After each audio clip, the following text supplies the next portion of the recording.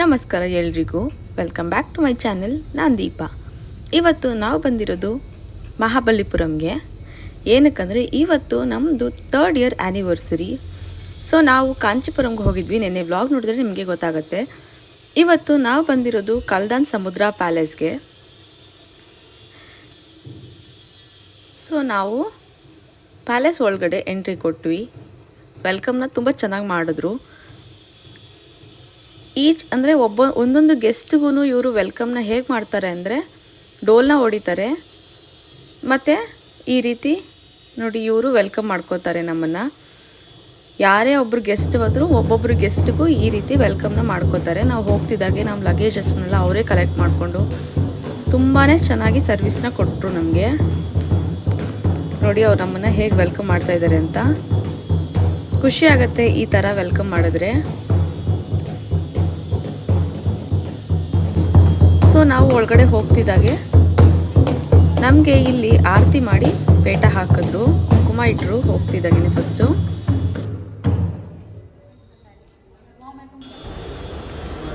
ಹಾಗೆ ನನ್ನ ಹಸ್ಬೆಂಡು ಫಾರ್ಮ್ಯಾಲಿಟೀಸ್ನ ಎಲ್ಲ ಕಂಪ್ಲೀಟ್ ಮಾಡ್ತಾಯಿದ್ರು ಚೆಕ್ಕಿಂದು. ನಾನು ಹಾಗೆ ಎಲ್ಲ ವೀಡಿಯೋನ ಮಾಡ್ಕೋತಾ ಇದ್ದೆ. ಎಷ್ಟು ಲಕ್ಸುರಿ ಆಗಿದೆ ನೋಡಿ, ಆ ಶ್ಯಾಂಡ್ಲಿಯರ್ ಆಗಿರ್ಬೋದು, ಒಂದೊಂದು ಡೀಟೇಲಿಂಗು ತುಂಬ ಚೆನ್ನಾಗಿದೆ. ಒಂಥರ ಪ್ಯಾಲೇಸ್ ವೈಬ್ಸೇ ಬರುತ್ತೆ. ನನಗೆ ಅಟ್ರಾಕ್ಟ್ ಆಗಿದ್ದು ಇದು ಸ್ವಿಂಗು. ಬಂದು ನಾನು ಇಲ್ಲಿ ಕೂತ್ಕೊಂಡು ರಿಲ್ಯಾಕ್ಸ್ ಮಾಡಿದೆ. ಸೊ ಹೀಗೆ ಕೂತಿದ್ದೆ. ನಾನು ಕೂತಿರ್ಬೇಕಾದ್ರೆ ಅವರು ನನಗೆ ವೆಲ್ಕಮ್ ಡ್ರಿಂಕ್ನ ತಂದು ಕೊಟ್ಟರು.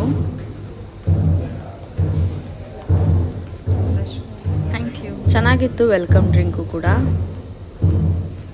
ವೆಲ್ಕಮ್ ಡ್ರಿಂಕ್ನ ಕೊಟ್ಟು ನಂತರ ಅವರು ಕರ್ಚೀಫ್ನ ಕೊಡ್ತಾರೆ, ವೆಟ್ ಕರ್ಚೀಫು, ಕೈನ ಒರೆಸ್ಕೊಳ್ಳೋದಕ್ಕೆ.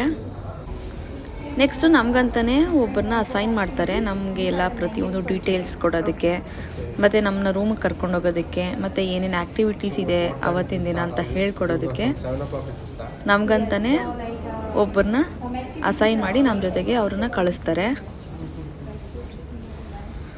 ಅವರು ನೀಟಾಗಿ ನಮಗೆ ಎಕ್ಸ್ಪ್ಲೇನ್ ಮಾಡ್ತಾ ಇದ್ದಾರೆ. ಇದು ಡೈನಿಂಗ್ ಏರಿಯಾ ನೋಡಿ. ಸೊ ಎಂಟ್ರಿ ಆಗ್ತಿದ್ದಾಗೇ the most attracting thing is swimming pool. ನೋಡಿ ಎಷ್ಟು ಯೂಜ್ ಆಗಿದೆ ಸ್ವಿಮ್ಮಿಂಗ್ ಪೂಲ್ ಅಂತ. ಮಧ್ಯದಲ್ಲಿರೋ ತಾಜ್ ಮಹಲ್ ಅಂತೂ ಇನ್ನೂ ಆಸಮ್ ಆಗಿತ್ತು. ಅದು ಪ್ಯಾಲೇಸ್ ವೈಬ್ಸ್ ಥರನೇ ಅನಿಸ್ಬಿಡ್ತು ನನಗೆ ಹೋಗ್ತಿದ್ದಾಗೆ. ಇಲ್ಲಿ ಫೋಟೋಶೂಟ್ ನಡೆಯುತ್ತಂತೆ, ಅದನ್ನು ನಮಗೆ ಹೇಳ್ತಾ ಇದ್ದಾರೆ.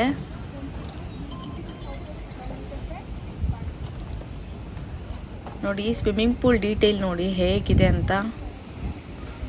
ತುಂಬ ಲಾರ್ಜ್ ಆಗಿತ್ತು ಸ್ವಿಮ್ಮಿಂಗ್ ಪೂಲು. ಸೊ ಇವರು ಏನೇನು ನಡೆಯುತ್ತೆ ಅಂತ ಎಲ್ಲ ಎಕ್ಸ್ಪ್ಲೈನ್ ಮಾಡಿಕೊಂಡು ನಮ್ಮನ್ನು ನಮ್ಮ ರೂಮ್ಗೆ ಕರ್ಕೊಂಡು ಹೋಗ್ತಾ ಇದ್ದಾರೆ.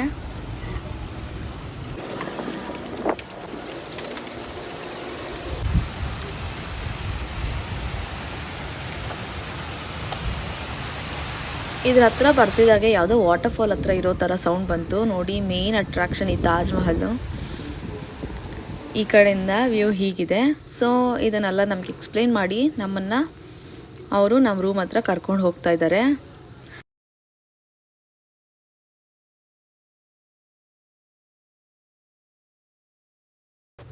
ಮತ್ತು ನಿಮಗೆ ಇಲ್ಲಿ 2 ಟೈಪ್ಸ್ ಆಫ್ ರೂಮ್ ಸಿಗುತ್ತೆ. ಒಂದು ಪೂಲ್ ಫೇಸಿಂಗ್ದು ಬಾಲ್ಕನಿ ಒಂದು ಸಿಗುತ್ತೆ, ಮತ್ತು ಇನ್ನೊಂದು ನಾರ್ಮಲ್ದು. ನಮಗೆ ನಾರ್ಮಲ್ದೇ ಬೇಕಿತ್ತು, ಯಾಕಂದರೆ ಪೂಲ್ ಫೇಸಿಂಗಲ್ಲಿ ನಮಗೆ ಜನ ಎಲ್ಲ ಸ್ವಿಮ್ಮಿಂಗ್ ಪೂಲಲ್ಲಿ ಆಟ ಆಡಬೇಕಂದ್ರೆ ಅದು ಡಿಸ್ಟರ್ಬೆನ್ಸ್ ಥರ ಆಗುತ್ತೆ. ಸ್ವಲ್ಪ ಸೂದಿಂಗ್ ಆಗಿರಲಿ ಅಂದ್ಬಿಟ್ಟು ನಾವು ಈ ರೂಮ್ನ ಚೂಸ್ ಮಾಡ್ಕೊಂಡ್ವಿ. ಸೊ ಅವರು ನಮಗೆ ಏನೇನಿದೆ ಅಂತ ಮತ್ತೆ ಇನ್ನೊಂದು ಸಲ ಎಕ್ಸ್ಪ್ಲೇನ್ ಮಾಡ್ತಾ ಇದ್ದಾರೆ.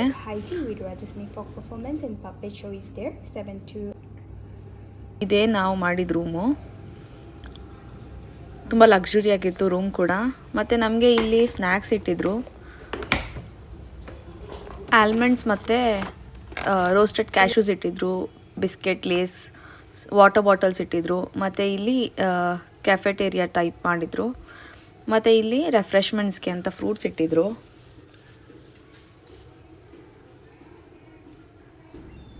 ಸೊ ಇದು ಬಾಲ್ಕನಿ.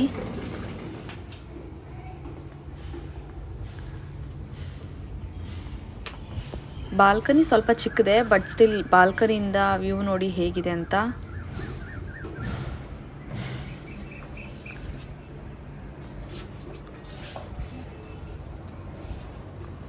ತುಂಬಾ ಚೆನ್ನಾಗಿತ್ತು ಬಾಲ್ಕನಿಯಿಂದ ವ್ಯೂ ಕೂಡ.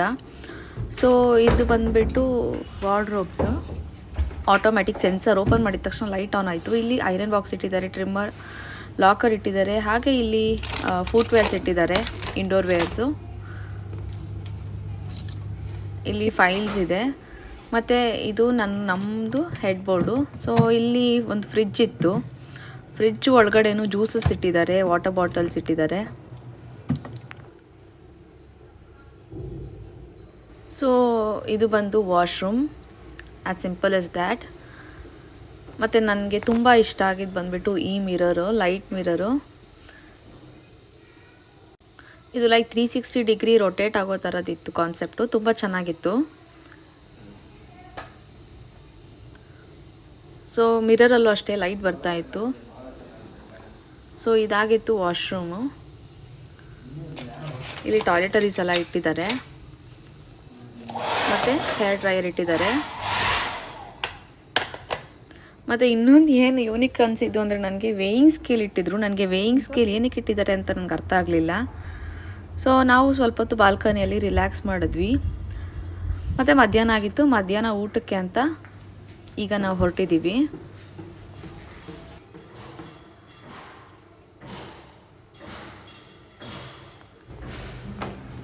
ಬಿಸಿಲು ಮಾತ್ರ ತುಂಬ ಇತ್ತು.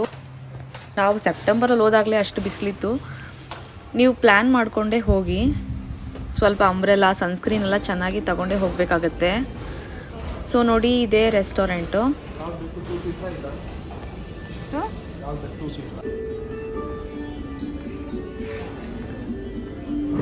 ನಾವು ಫುಡ್ನೆಲ್ಲ ಆರ್ಡ್ರ್ ಮಾಡಿಕೊಂಡು ಮಧ್ಯಾಹ್ನ ಊಟನ ಮುಗಿಸಿದ್ವಿ. ಲಾಸ್ಟಲ್ಲಿ ಆಬ್ವಿಯಸ್ಲಿ ನಂಗೆ ಡೆಸರ್ಟ್ ಬೇಕೇ ಬೇಕು. ಸೊ ಟಿರಾಮಿಸು ಆರ್ಡ್ರ್ ಮಾಡಿದ್ವಿ. ಈ ಪ್ಲೇಸ್ ಬಂದುಬಿಟ್ಟು ಕಾಫಿ ಮತ್ತು ಟೀ ಎಲ್ಲ ಇಲ್ಲೇ ಸರ್ವ್ ಮಾಡೋದು ನಮಗೆ. ಹೈ ಟೀ ನಡೆಯೋ ಜಾಗ ಇದು. ಮತ್ತು ನನಗೆ ಅಲ್ಲಿ ಆ ಕಡೆ ಬೀಚ್ ಬಾ ಅಂತ ಕರೀತಾ ಇತ್ತು. ಸೊ ನನಗೆ ಊಟ ತಿಂದಿದ ತಕ್ಷಣ ಇರೋಕ್ಕಾಗಲಿಲ್ಲ, ನಾನು ಬೀಚ್ ಹತ್ರ ಹೋಗಬೇಕು ಅಂತ. ಈಗ ಇಬ್ಬರು ನಾವು ಬೀಚ್ ಹತ್ರ ಹೊರಟಿದ್ದೀವಿ. ಇಲ್ಲಿಂದ ನೋಡಿ ಹೇಗೆ ಕಾಣಿಸ್ತಾ ಇದೆ ಅಂತ. ಇದು ಅಷ್ಟೇ, ಆ ವಾಕ್ ಎಷ್ಟು ಚೆನ್ನಾಗಿ ಫೀಲ್ ಆಗ್ತಾಯಿತ್ತು ಅಂದರೆ, ಆ ಕಡೆ ಈ ಕಡೆ ತೆಂಗಿನ ಮರ ತುಂಬ ಚೆನ್ನಾಗಿತ್ತು.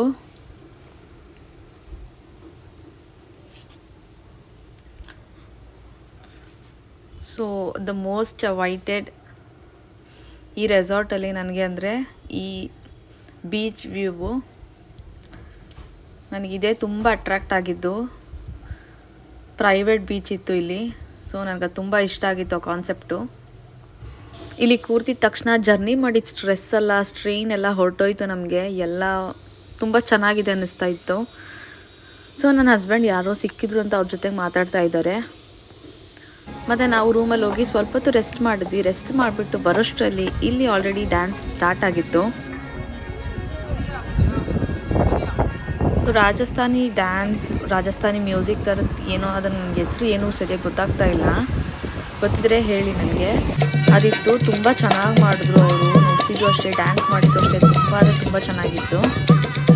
ಇದನ್ನು ನೋಡ್ತಾ ನಾವು ನಮ್ಮ ಕಾಫಿನ, ಟೀನ ಎಂಜಾಯ್ ಮಾಡಿದ್ವಿ. ಮತ್ತು ಏನೇನಿತ್ತು ಅಂತ ಒಂದು ರ್ಯಾಂಡಮ್ ಆಗಿ ತೋರಿಸ್ತೀನಿ ನೋಡಿ. ಇಷ್ಟು ಐಟಮ್ಸ್ ಇತ್ತು, ಯಾರು ತಿಂತಾರೆ ಇಷ್ಟು ಐಟಮ್ಸ್ ಇತ್ತು ನನಗೆ ಗೊತ್ತಿಲ್ಲ. ಮತ್ತು ಇಲ್ಲಿ ಲೈವ್ ಆಗಿ ನಮ್ಮ ಮುಂದೆನೇ ಟೀನ ನಮಗೆ ಮಾಡಿ ಕೊಡ್ತಾಯಿದ್ರು. ಅದು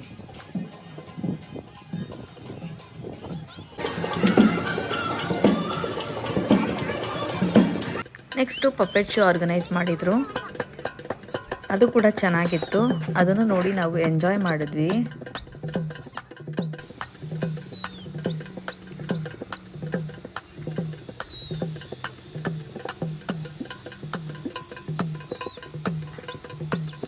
ಸೊ ಇದಿಷ್ಟು ನೋಡಿಕೊಂಡು ನಾವು ರೂಮಿಗೆ ಬಂದ್ವಿ. ನಂದು ಲಾಸ್ಟು ಪ್ಯಾಕಿಂಗ್ ಬ್ಲಾಗ್ ನೋಡಿದರೆ ನಿಮ್ಗೆ ಗೊತ್ತಿರುತ್ತೆ, ನಾನೊಂದು ಗಿಫ್ಟ್ನ ಎತ್ತಿಟ್ಕೊಂಡಿದ್ದೆ ನನ್ನ ಹಸ್ಬೆಂಡ್ಗೆ. ಅದನ್ನು ನನ್ನ ಹಸ್ಬೆಂಡ್ಗೆ ಗಿಫ್ಟ್ ಕೊಟ್ಟೆ, ಅವ್ರು ಖುಷಿಪಟ್ಟರು. ಸೊ ರೆಡಿ ಆಗಿಬಿಟ್ಟು ನಾವು ರೆಸಾರ್ಟ್ನ ಸುತ್ತಾಡೋಕ್ಕೆ ಹೋದ್ವಿ.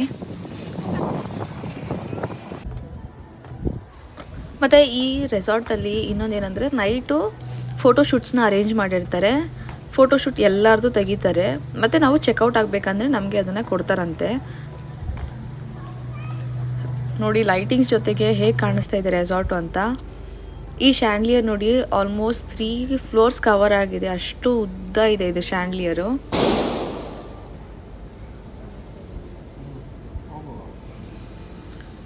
ಸ್ವಲ್ಪ ಅಲ್ಲೂ ಕೂಡ ಒಂದಷ್ಟು ಫೋಟೋಸು ವಿಡಿಯೋಸ್ನೆಲ್ಲ ಮಾಡಿಕೊಂಡು ಕೆಳಗೆ ಹೋದ್ವಿ. ಕೆಳಗಡೆಯಿಂದ ನೋಡಿ ಹೀಗೆ ಕಾಣಿಸ್ತಾ ಇತ್ತು ಶ್ಯಾಂಡ್ಲಿಯರು. ನಾನು ಹೇಳಿದ್ನಲ್ಲ ಆಲ್ಮೋಸ್ಟ್ 3 ಫ್ಲೋರ್ಸ್ ಕವರ್ ಆಗಿದೆ. ಮತ್ತು ಇಲ್ಲಿ ಜಿಮ್ ಇತ್ತು, ಮತ್ತು ಇದೆಲ್ಲ ಆ್ಯಕ್ಟಿವಿಟೀಸ್ ರೂಮು. ನಾವು ಯಾವ ಆ್ಯಕ್ಟಿವಿಟೀಸ್ಗೂ ಬರಲಿಲ್ಲ, ಬೀಚ್ ಹತ್ರನೇ ಇದ್ಬಿಟ್ಟೆ ನಾನು.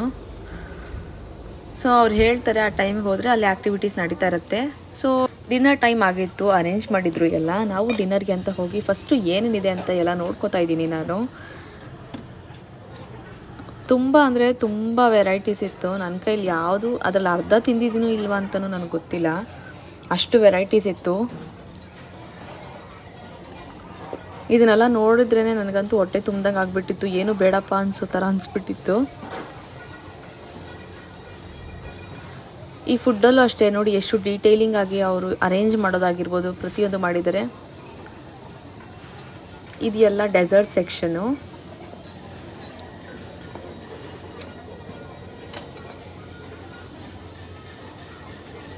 ಎಷ್ಟು ವೆರೈಟೀಸ್ ಆಫ್ ಕೇಕ್ಸ್ ಇತ್ತು ನೋಡಿ. ಇಲ್ಲಿ ಫ್ರೂಟ್ಸ್ ಇಟ್ಟಿದ್ರು, ಐಸ್ ಕ್ರೀಮ್ಸ್ ಕೂಡ ಇತ್ತು ಅಲ್ಲಿ. ಸೊ ಎಲ್ಲ ತಿಂದ್ಬಿಟ್ಟು ನಾವು ಬೀಚ್ ಹತ್ರ ಇದೊಂದು ಈವೆಂಟ್ ನಡೀತಾ ಇತ್ತು. ಇಲ್ಲೂ ಅಷ್ಟೇ ಸೇಮ್ ಬಫೆನೇ ಇರುತ್ತೆ. ಜಸ್ಟ್ ಒಂದು ನೋಡಿಬಿಟ್ಟು ನಾವು ಬೀಚ್ ಹತ್ರ ಹೋದ್ವಿ.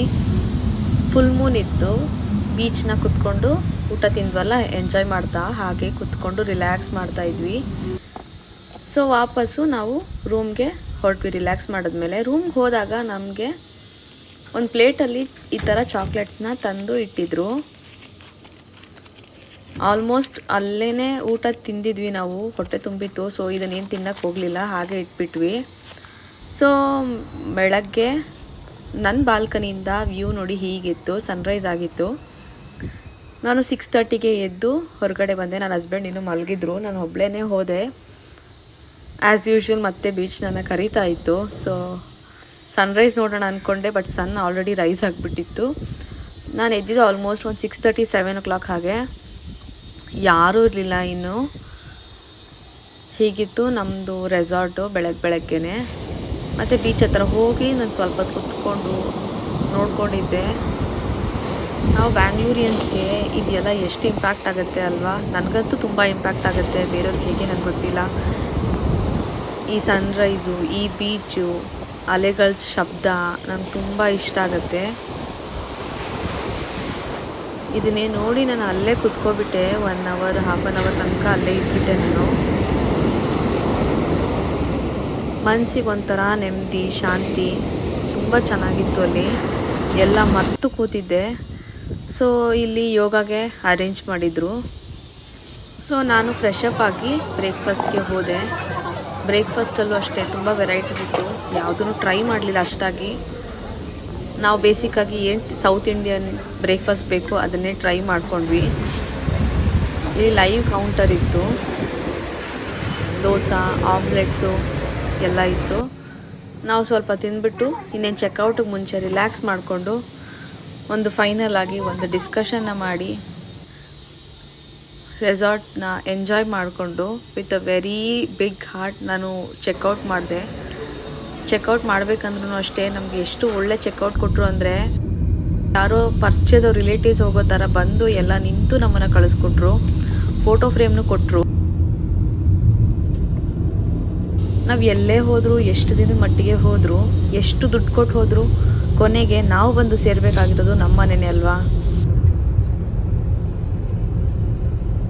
ಬೇಜಾರಾಯಿತು ಬರಬೇಕಾದ್ರೆ, ಆದರೂ ಬಂದ್ವಿ. ಬರ್ತಾ ಮೆಕ್ಡಿಯಲ್ಲಿ ಸ್ಟಾಪ್ ಮಾಡಿ ಒಂದು ಅಮೇರಿಕನ್ ಮಡ್ ಪೈ ಜ್ಯೂಸ್ ಕುಡಿದೆ. ನಮ್ಮ ಡೆಸ್ಟಿನಿ ನಮ್ಮ ಮನೆಯೇ ಅಲ್ವಾ ಫೈನಲ್ ಆಗಿ. ಸೊ ಇಷ್ಟು ಹೇಳಿ ಈ ವ್ಲಾಗ್ನ ಎಂಡ್ ಮಾಡ್ತಾಯಿದ್ದೀನಿ. ನಮಸ್ಕಾರ.